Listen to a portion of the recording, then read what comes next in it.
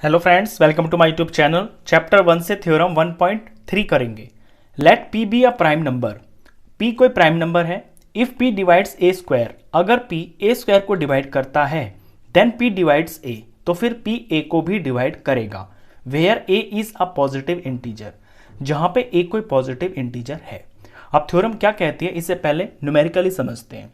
यहां पे थ्योरम कहती है कि पी कोई प्राइम नंबर है। लेट सपोज मैंने प्राइम नंबर ये 2 ले लिया।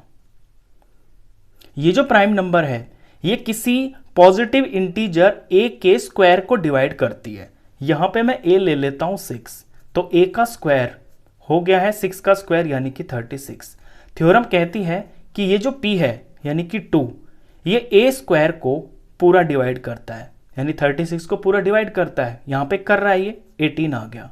तो ये जो पी है ये ए को भी पूरा डिवाइड करेगा। देख लेते हैं, ये 6 है, प्राइम नंबर 2 है, 2 से इसे डिवाइड करेंगे तो 3 है, तो बिल्कुल सही है। तो थ्योरम कहती है कि अगर कोई प्राइम नंबर p किसी नंबर के स्क्वायर को डिवाइड करता है तो वो प्राइम नंबर उस नंबर को भी पूरा डिवाइड करेगा। ये थ्योरम का मतलब है। अब आते हैं इसके प्रूफ के ऊपर। तो प्रूफ करने के लिए हम ये 2 एग्जाम्पल्स ही ले लेते हैं। पहले इसका एक्चुअल प्रूफ जो लैंग्वेज में वो बाद में करेंगे, पहले इसी एग्जाम्पल से इसको न्यूमेरिकली समझ लेते हैं। यहां पे हमने लिया है a6 और 6 का स्क्वायर हो गया है 36। अब आपने थ्योरम पढ़ी है फंडामेंटल थ्योरम ऑफ अर्थमेटिक। उसमें 2 चीजें हैं। एक तो ये कि किसी भी पॉजिटिव इंटीजर को उसके प्राइम फैक्टर्स के प्रोडक्ट के रूप में लिखा जा सकता है। तो 6 को 2 into 3 इस फॉर्म में लिख सकते हैं। ये दोनों प्राइम नंबर्स हैं, इसके प्राइम फैक्टर्स हो गए हैं। तो 36 के जो फैक्टर्स होंगे वो 2 और 3 से ही बनेंगे। क्यों? 36 बना है 6 into 6 से, तो 6 के फैक्टर्स हैं 2 into 3। तो इस वाले 6 के फैक्टर्स भी 2 into 3 हो गए। तो यहां 2 2 2 बार है, 2 का स्क्वायर हो गया। 3 3 2 बार है, तो ये 3 का स्क्वायर हो गया। इट मीन्स जो प्राइम नंबर्स किसी नंबर के स्क्वायर के अंदर आ रहे हैं ना, जो प्राइम फैक्टर्स, वही प्राइम नंबर्स उस नंबर के फैक्टर्स भी होंगे। यहां पे भी 2 है, यहां पे भी 2 है। 6 का जब स्क्वायर किया तो उसके अंदर भी 2 प्राइम नंबर आया है, और जब 6 का हमने प्राइम फैक्टर्स किया है तो भी ये 3 आया है, यानी 2 और 3। दूसरी चीज इसके अंदर ये भी है कि ये यूनिक होते हैं। जैसे 6 के प्राइम फैक्टर्स 2 और 3 है ना, तो ये 2 और 3 ही रहेंगे, ऐसा नहीं है कुछ और भी हो जाएगा। और यहां भी 6 ही 6 है, तो यहां पे भी 2 और 3 और 2 और 3 ही आएंगे। अब जब ये 2 36 को डिवाइड कर रहा है तो ऑफ कोर्स ये जो 2 है ये 6 को भी डिवाइड करेगा, क्योंकि 2 36 का भी फैक्टर है और 2 6 का भी फैक्टर है। बस ये थ्योरम है। अब इसी चीज को आप इसमें लिख के इसे प्रूफ करेंगे। तो जैसे मैंने यहां पे 6 माना है, ऐसे में कोई नंबर a मानूंगा। यहां पे let a is a positive integer.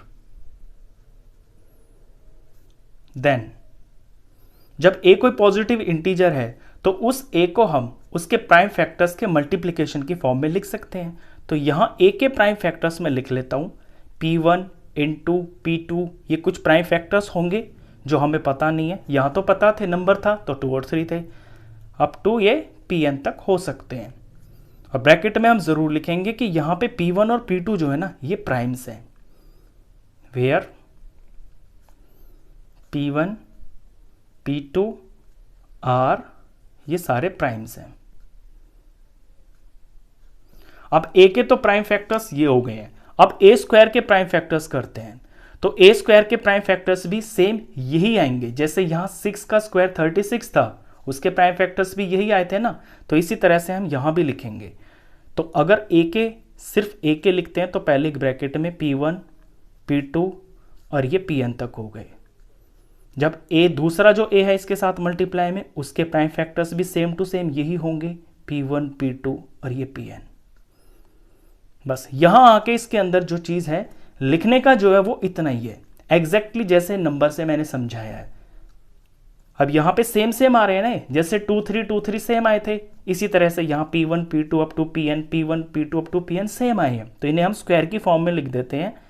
p1 का स्क्वायर इंटू P2 का स्क्वायर अप टू जो भी आगे प्राइम नंबर होगा इसमें प्राइम फैक्टर Pn तक का स्क्वायर, जैसे यहाँ पे 2 और 3 करके मैंने दिखा दिया। यहाँ पर्पस यही होता है दिखाने का कि जो A है उसके जो प्राइम फैक्टर्स हैं उसमें भी सेम वही नंबर आ रहे हैं, और जो A स्क्वायर है उसके जो प्राइम फैक्टर्स हैं उसमें भी सेम टू सेम वही नंबर्स आ रहे हैं। जैसे 2 आया था, 3 आया था, यहाँ पे P1 ही आया है, P2 ही आया है, और जो भी इसके आगे होंगे वो सारे सेम होंगे। ये फंडामेंटल थ्योरम जो होती है अर्थमेटिक फैक्टर्स की है, उसमें ये यूनिक बात होती है, ये यूनिकनेस होती है। अब इसको हम लैंग्वेज में लिखना पड़ेगा, जैसे मैं बोल के बता रहा हूं। लिखने का इतना ही है, अब इसको आपको लैंग्वेज में समझाना होगा। तो लैंग्वेज में आप ये लिखेंगे यहां पे कि गिवन, हमें गिवन दिया हुआ है कि P डिवाइड्स A स्क्वायर, कि P A स्क्वायर को डिवाइड करता है। जब P A स्क्वायर को डिवाइड करता है therefore P is one of the prime factors of A square, तो P A स्क्वायर का एक प्राइम फैक्टर जरूर होगा। And using uniqueness part of the fundamental theorem of arithmetic, और फंडामेंटल थ्योरम ऑफ अर्थमेटिक का जो यूनिकनेस पार्ट है उसको यूज करके हम कह सकते हैं कि factors of A square are P1 P2 and Pn, यानी इसके जो फैक्टर्स होंगे वो P1 P2 Pn होंगे। सो P is one of P1 P2 Pn, तो जो P है ना ये वो इन्हीं में से कोई होगा। जैसे यहां पे 2 और 3 है, तो 2 और 3 इसके प्राइम फैक्टर्स हैं, तो ये P हो गया यानी कि प्राइम फैक्टर। तो प्राइम फैक्टर्स जो है 2 और 3 में से ही कोई होगा, तो P is one of P1 P2 Pn, तो P इनमें से ही कोई एक होगा, इनसे अलग तो कोई हो नहीं सकता। Now since A is equal to P1 P2 Pn, अब यहां हमने A भी दिखा दिया कि A के भी जो प्राइम फैक्टर्स है वो भी P1 P2 और Pn ही हैं। तो यहां पे ये चीज प्रूफ हो गई कि P डिवाइड्स A। क्यों? क्योंकि दोनों के फैक्टर्स सेम ही हैं, A के भी वही प्राइम फैक्टर्स हैं, A स्क्वायर के भी वही प्राइम फैक्टर्स हैं। तो जब इनके फैक्टर्स सेम है तो ये वाला जो फैक्टर है अगर A स्क्वायर को डिवाइड करता है तो ऑफ कोर्स वो A को भी डिवाइड करेगा। ये लैंग्वेज आपको इसके अंदर लिखनी पड़ेगी, यहां पे ये हेंस प्रूव्ड हो जाता है। तो थ्योरम प्रूव। नेक्स्ट क्वेश्चंस के लिए नेक्स्ट वीडियो में मिलेंगे, तब तक के लिए गुड बाय।